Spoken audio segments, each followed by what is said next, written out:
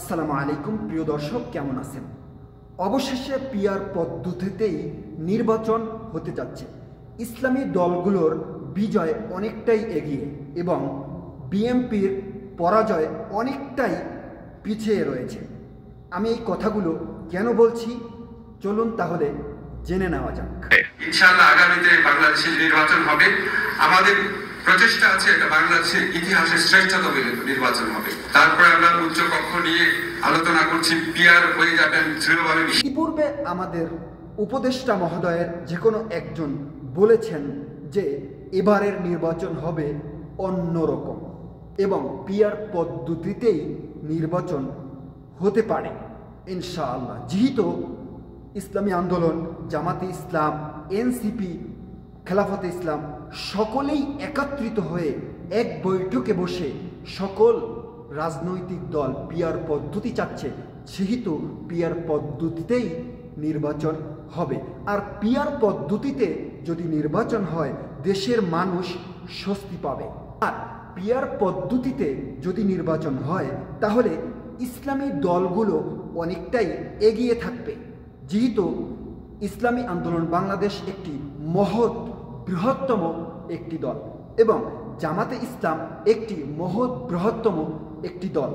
সকল বড় বড় দল যদি একত্রিত হয়ে ইসলামের কালেমা উদ্দীর্ণ উপরে করতে চায় তাহলে কেউ রাখতে পারবে না। যেহেতু সকল মানুষের অন্তরে এখন ইসলামী দলই পোষণ করছে এবং নতুন কোনো কিছু দেখতে চাচ্ছে বাংলাদেশের জনগণ।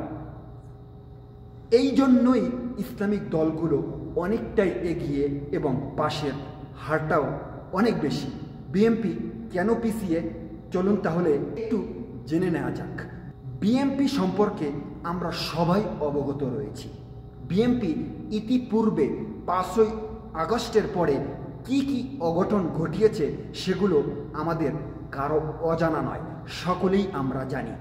নিজেরা ছিনতাই, রাহাজারি, মারামারি, হত্যা, চাঁদাবাজি, কোনোটার সাথে কোনো ইসলামিক দল জড়িত নয়। সকল কিছুর সাথে জড়িত হলো বিএনপি।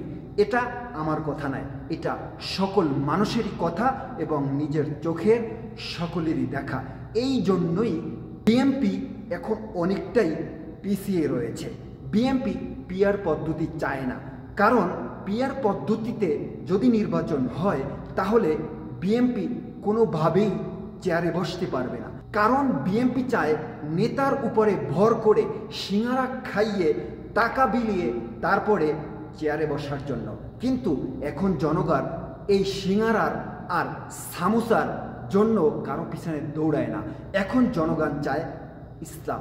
এই জন্য ইসলামিক দলগুলো অনেকটাই এগিয়ে। প্রিয় দর্শক, আপনার ছেলে এবং মেয়ে, স্ত্রী, মা, বোনদের হেফাজতের দায়িত্ব একমাত্র ইসলামই নিতে পারবে, একমাত্র কোরআন নিতে পারবে। এই জন্য আপনার ভোটটি হোক ইসলামের পক্ষে।